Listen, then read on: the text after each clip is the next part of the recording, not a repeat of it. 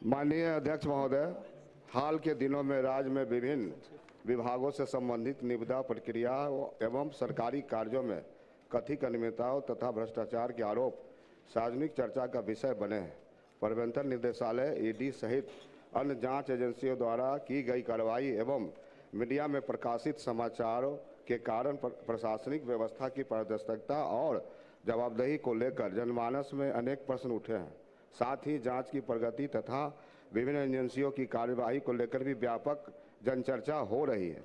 ऐसी परिस्थितियों में यह आवश्यक है कि सभी आरोपों की निष्पक्ष, पारदर्शी एवं समयबद्ध जांच सुनिश्चित की जाए तथा यदि कोई व्यक्ति या अधिकारी विधि के अनुसार दोषी पाया जाए तो उनके विरुद्ध कानून के अनुरूप कार्रवाई की जाए। साथ ही दोषमुक्त पाए जाने वाले व्यक्तियों के अधिकारों और प्रतिष्ठा का भी समुचित संरक्षण किया जाए। अतः अनुरोध है कि दिनांक 24/7/2026 के लिए निर्धारित समस्त कार्य स्थगित कर राज्य में कथित निविदा अनियमितताओं, भ्रष्टाचार की रोकथाम, जांच एजेंसियों की कार्रवाई तथा प्रशासनिक पारदर्शिता एवं जवाबदेही को सुदृढ़ बनाने जैसे अति लोक महत्व के विषय पर सदन में विस्तृत चर्चा कराई जाए। महोदय चंद्रशेखर जी, हम देंगे सबको मौका मिलेगा। बैठ जाइए, पढ़िए अब तेजी से। सुप्रीम कोर्ट में बिहार सरकार द्वारा तांती तत्व पान आरक्षण से संबंधित पुनर्विचार याचिका दायर की गई थी।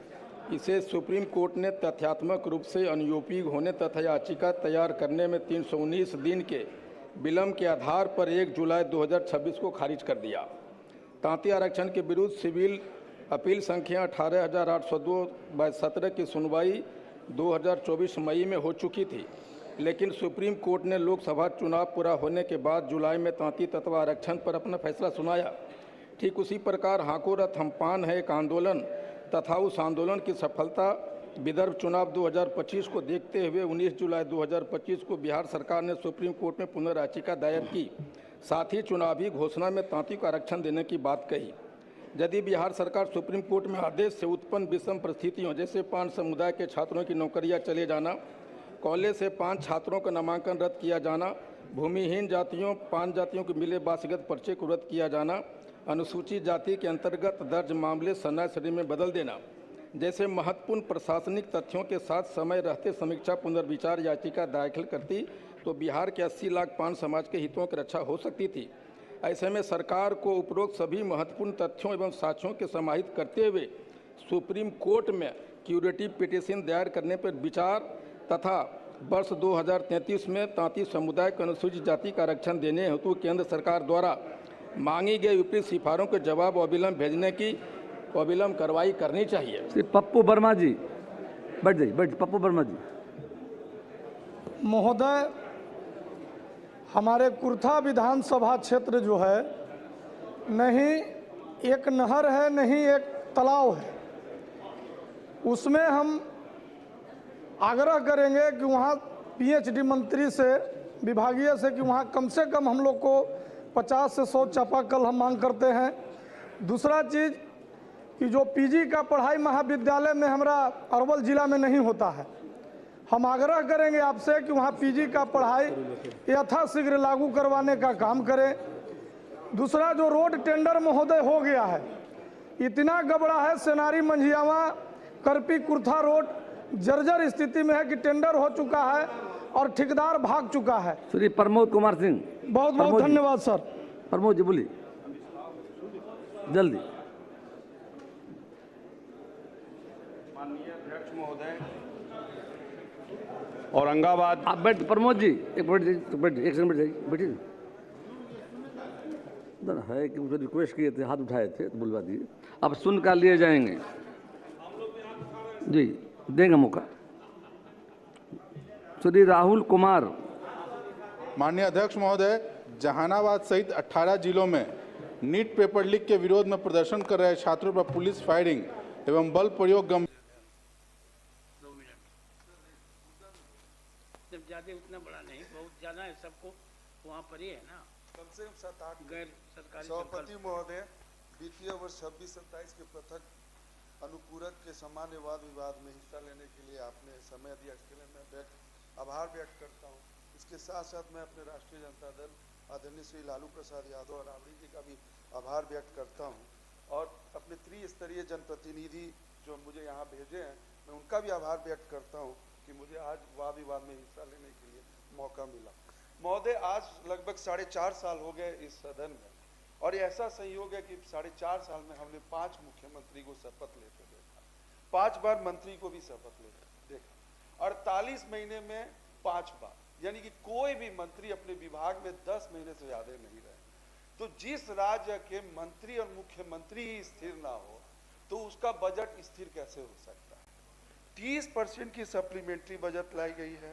ये सप्लीमेंट्री बजट क्या होता है? विशेष परिस्थिति में आपदा आ गया, बाढ़ आ गया, किसी तरह का, उसमें सप्लीमेंट्री बजट लेते हैं। आज जब स्थिति ये है कि जब सरकार अपने पिछले पैसे को ही खर्च नहीं कर पाई है तो फिर इस सप्लीमेंट्री बजट की ऐसी जरूरत क्या पड़ गई। आज आप देखें कि सरकार, ये सबको पता है कि सारा विकास का काम ठप पड़ा है, कोई भुगतान नहीं हो रही है, जिसके एवज में तरह तरह के टैक्स लिए जा रहे हैं, जिसके एवज में तरह तरह के टैक्स। अब ऐसी स्थिति हो गई कि एनएस पे टैक्स, एसएस पे टैक्स, अब गांवों से भी टैक्स की बात हो रही है। 30 रुपया प्रति माह पानी पे टैक्स, 30 रुपया सफाई पे टैक्स, 50 रुपया घर कच्चे मकान, पक्के मकान पे 100 रुपया। आप बताइए कि शहर में कितने नगर निकायों में पानी की सप्लाई आपूर्ति की जाती है। आज गांव में जो भी नल जल योजना चल रही है सब ठप पड़ा, कहीं सफाई नहीं हो रही है, कुछ नहीं हो रहा। फिर आप टैक्स की बात कर रहे हैं। उसके साथ साथ मुझे ये कहना है कि सरकार बोल रही है कि हम ट्रांसपोर्ट गाड़ी से टैक्स लेंगे। अरे अगर आप ट्रांसपोर्ट गाड़ी से टैक्स लेते हैं, डीजल पेट्रोल का भाव बढ़ता है, इसका बोझ किस पे जाता है? किसान पे जाता है, आम आदमी पे जाता है। टैक्स तो आप लेंगे कमर्शियल व्हीकल से, बोझ किस पे आएगा? एक आम आदमी पे आएगा। महोदय, हम ये कहेंगे कि सरकार जो भी बजट लाई है, पहले की भी अभी की भी, बार बार ये लोग बोल रहे हैं हम स्मार्ट सिटी बनाएंगे। हमारे आदरणीय नेता लालू जी हमेशा कहते आए कि हमको स्मार्ट सिटी नहीं चाहिए, हमको स्मार्ट गांव चाहिए। और ये सही है कि स्मार्ट गांव जब तक नहीं बनेगा, और हमारे माननीय प्रधानमंत्री जी भी बोले थे कि बिहार, देश की हर थाली में बिहार का व्यंजन होगा। और आज हालात ये हैं कि किसान के थाली से के व्यंजन छीन लिया गया है। इतनी महंगाई, खाद आपूर्ति जिस पे किसान डिपेंड रहते हैं, निर्भर हैं, आज खाद की स्थिति क्या है? अगर आप एक बोरा खाद खरीदने जाएंगे, एक तो आपको जो निर्धारित दर है 266 रुपया 50 पैसा, उस पे आपको खाद नहीं मिलेगा, दर से बढ़ा के मिलेगा। और उसके बाद आपको जब खाद लेंगे तो कृषि पदाधिकारी और जो डीलर नेटवर्क है उनकी मिली भगत से, जैसे अभी सरकार क्या बोल रही है, मेरे पास बजट के अलावा सप्लीमेंट्री बजट ले रही है ना, वैसे किसान को कह दिया जाता नहीं आपको ये सप्लीमेंट्री खरीदना जरूरी है। अगर आप खाद लेंगे तो आपको जिंक लेना है, सल्फर लेना है, नैनो लेना है।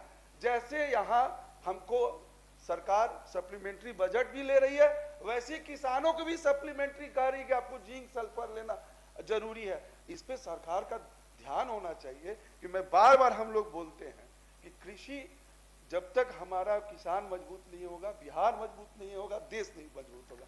इसी बीच में कृषि एक्ट लाया गया 2026, उसमें क्या बोला गया कि महोदय हम 2 मिनट में कंक्लूड कर देंगे कि जो अगर आपको उद्योग खोलना है, सड़क बनाना है, पुल बनाना है, तो हम लोग कृषि की भूमि किसान से अधिकृत करेंगे। किसान से अधिकृत कर रहे, अच्छी बात है, इंडस्ट्रीज बनना चाहिए, हम लोग भी उसके सपोर्ट में है, अधिग्रहण करेंगे। लेकिन वहां पे सरकार क्या कह रही है कि मुआवजा जो देंगे वो एक मुआवजा का एक मुआवजा देंगे। ये कैसे हो सकता है? अगर हम एक मुआवजा का रजिस्ट्री करने जा रहे हैं, आप बोल रहे हैं प्रधान सड़क का ये रेट है, ये आपको इतना रजिस्ट्री देना पड़ेगा, मुख्य सड़क है इतना देना पड़ेगा, ग्राम सड़क है इतना देना पड़ेगा, तो मुआवजा के रूप में आप कैसे बोल सकते हैं किसान को कि एक मुआवजा का एक रेट देंगे? अगर आपको एक रेट देना है एक मुआवजा का, जो सबसे मैक्सिमम रेट है उसको डिफाइन करिए, फिर हमें कोई आपत्ति नहीं है। लेकिन मुआवजा का जो सबसे मिनिमम रेट है वो आप कैसे दे सकते हैं? तो यहां भी सरकार को इस पे सोचने की जरूरत है इस बजट में। महोदय, अभी देखा गया 2 दिन पहले सरकार जुआ एक्ट लाई और क्या बोली, अपनी पीठ थपथपा रही थी कि भाई हम 159 साल बाद जुआ का एक्ट लेके आए हैं। अरे महोदय, हमको कहना कि जुआ एक्ट का जरूरत क्या पड़ा? आप अगर युवा को रोजगार दे देंगे, अगर रोजगार दे देंगे तो बोली अपनी पीठ थपथपा रही थी कि भाई हम 159 साल बाद जुआ का एक्ट लेके आए हैं। अरे महोदय, हमको कहना कि जुआ एक्ट का जरूरत क्या पड़ा? आप अगर युवा को रोजगार दे देंगे, अगर रोजगार दे देंगे तो वो जुआ खेलेंगे नहीं। हमारे राज्य को जुआ एक्ट की जरूरत नहीं है, हमारे राज्य को युवा एक्ट की जरूरत है।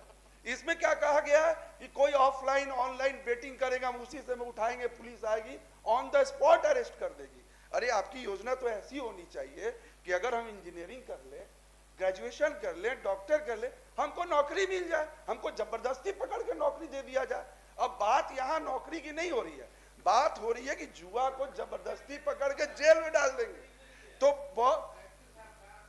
तो महोदय, ये जितनी चीज है, ये जितना भी एक्ट आ रहा है, ये युवा विरोधी है, किसान विरोधी है। ये बजट न युवा के बारे में है न किसान के बारे में है। हम इस बजट का समर्थन नहीं करते हैं और अनुपूरक बजट का समर्थन नहीं करते। आपने मुझे समय दिया, बहुत बहुत धन्यवाद। ठीक है।